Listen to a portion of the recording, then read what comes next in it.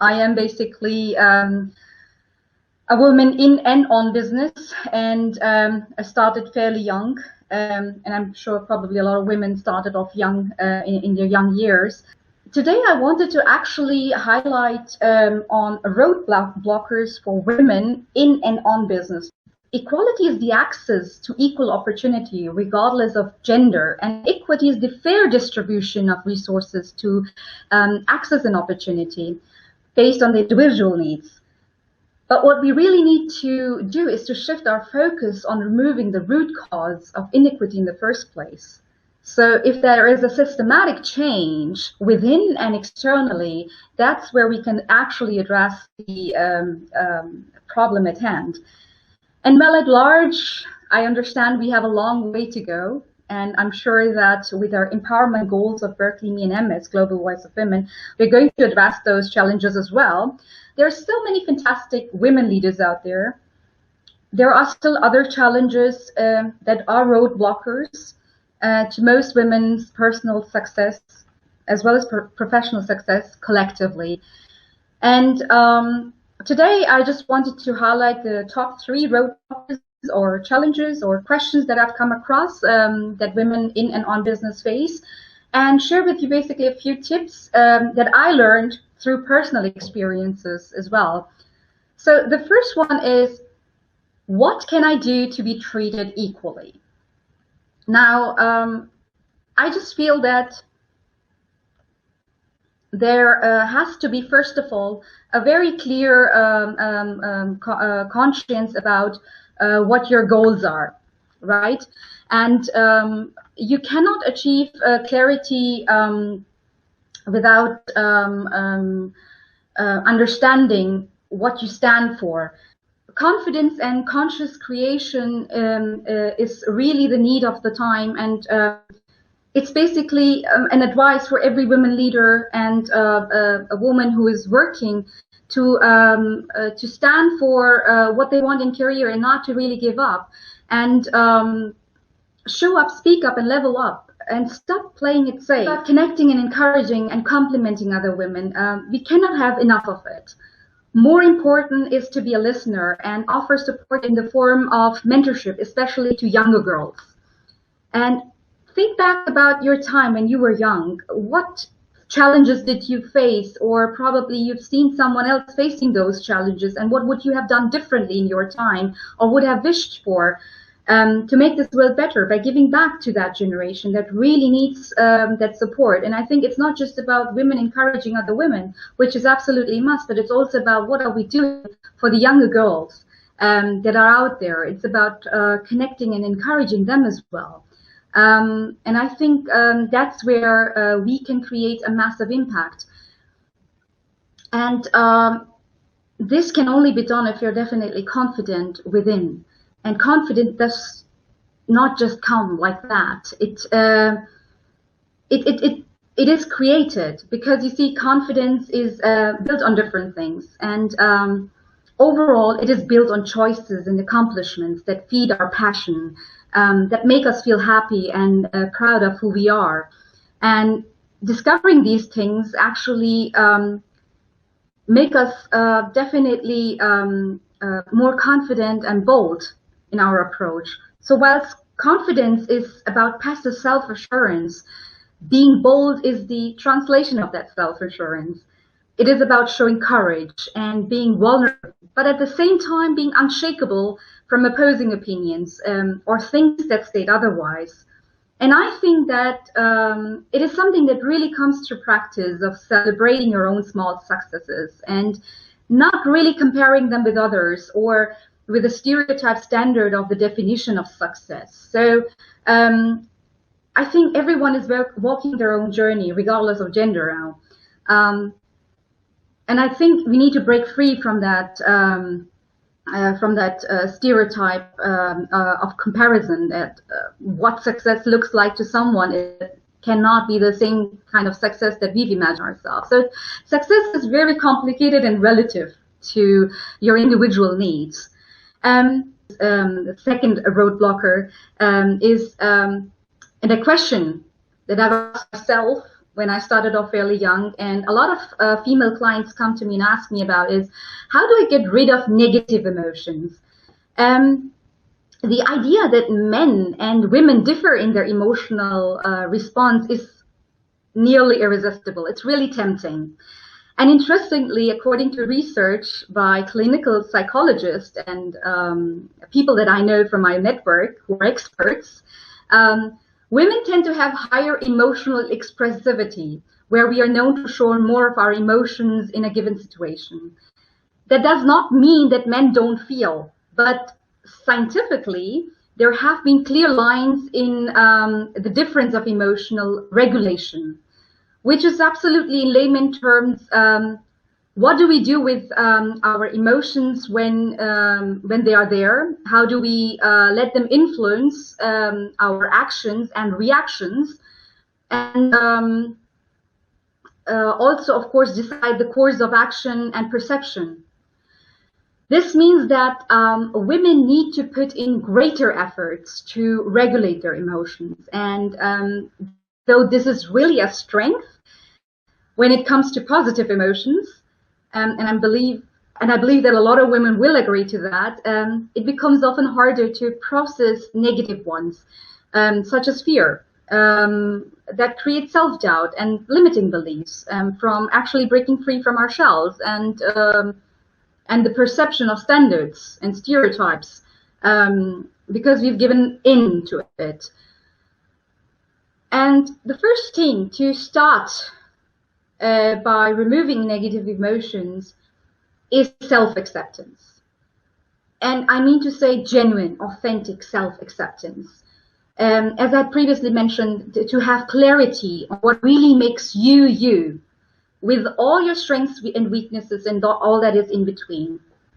It does not mean that you need to ultimately be happy with who you are right now, because you will always find things that you want to improve on, and you'll find a lot of weaknesses as well, things that you could do better, or situations that you want to change about yourself. But it just means to embrace yourself in the present moment and accept the way you are, and also accept things that you ultimately radically cannot change, so you can focus on what needs to be changed, or what needs to be improvised, and build on it. So self-acceptance is key, and then definitely this comes through, and I'm a big advocate on mindfulness. I've used it myself and I can vouch for it. Mindfulness is not just an exercise or therapy or a solution that you'll try for 2 months or 3 months and it's gone. It's not just meditation. It is part of your life. It's how you respond, how you act, how you think, how you feel, integrating mindfulness at every step of the way. And although there are a lot of definitions and a lot of mindfulness coaches out there, one definition hit me really hard, and it was so beautiful, and I would like to share that with you, which says that mindfulness is really just paying attention on purpose, that is being aware, in the present moment, and non-judgmentally to the unfolding of experience, moment to moment. And this really hit me hard, because it's being aware of your inner state, thoughts and emotions at all times, and giving them permission to be there. So it is really stopping in the moment to just perceive your emotions, current thoughts, without judging them as an, oh, this should not be there, or this is good or bad, or asking questions like, why is it there? So it's about perceiving and receiving, and manifesting then your course of action accordingly to it, because it provides a lot of clarity. I think mindfulness cannot be put enough into it. It really has to be a practice. And I definitely provide support to women that want to integrate mindfulness, not just as a meditative practice, but every day at work, while taking decisions. And it really proves a miracle, because it helps you to stop standing in your own way of success and helps eliminate the fear which often is a roadblocker in our emotional regulation. Because failing is not your enemy.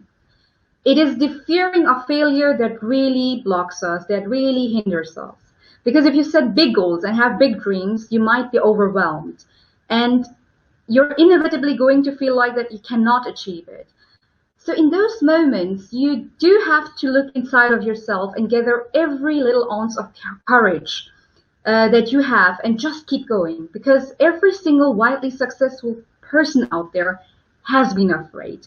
I still get nervous and jitters when I have to go, well before Corona, on stages and speak. It's very natural to face fear, to have experienced fear. But the real distinguisher is that don't stop trying, don't stop where you've started off from. Keep working, keep taking the risk anyway, because what you're trying to accomplish is more important and much more urgent and bigger than your fear of failing.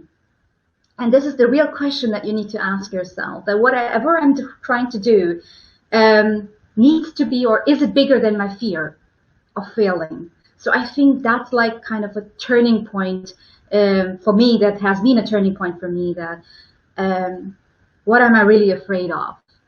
So yeah, this is definitely one thing that I've learned. And I've also seen, and yeah, well, that has been once upon a time me as well, that a lot of women in business and on business shy away from speaking on their accomplishments for fear of being boastful or conceited. Because women tend to think that it's needed to shrink themselves to seem non-intimidating, to be not the bossy or badass woman. And I advise that to gain the confidence to know that you are in the room, you need to know that you deserve to be there, and nothing less. Because shrinking does nothing but delay your voice from being heard and taken seriously. And final roadblocker, challenge number 3 is, how can I become a voice of authority and be heard? Now, as much this is a question, and it's my absolute favorite one, because it involves the tactic of really saying, for example, building your authority and personal brand through using LinkedIn, for example, which definitely will establish your professional and industry influence. But it is, however, also a question about mindset and attitude of both men and women. So sadly, many women, are being bullied in organizations and being told off from assuming decision-making positions or join the board, for example. And even if a lot of companies might do involve women in board positions and C-level positions, it's just there to show numbers, but still going on with the same stereotype that women cannot take effective decisions, which is absolutely BS. And it really negatively impacts women to accept the limit of decision making that they have been given. And I do believe that with the increasing, enhancing and building a healthy network, and truly nurturing that relationship with like-minded people, because the fact is that everybody is not going to love you or like you, and that's a thing that we need to accept. So it's really important to find those kind of like-minded people and authority figures in business as a key. And surely the power of personal branding will follow to do its own magic in helping you create that kind of network with confidence. Because with a strong personal brand, being that kind of authority figure yourself, and you don't need to be a CEO or a board person or someone in a high political position to actually be a strong personal brand, you will not only gain authority and be a voice of influence, but also be in a better bargaining position financially and organizationally, which is really, really, really important.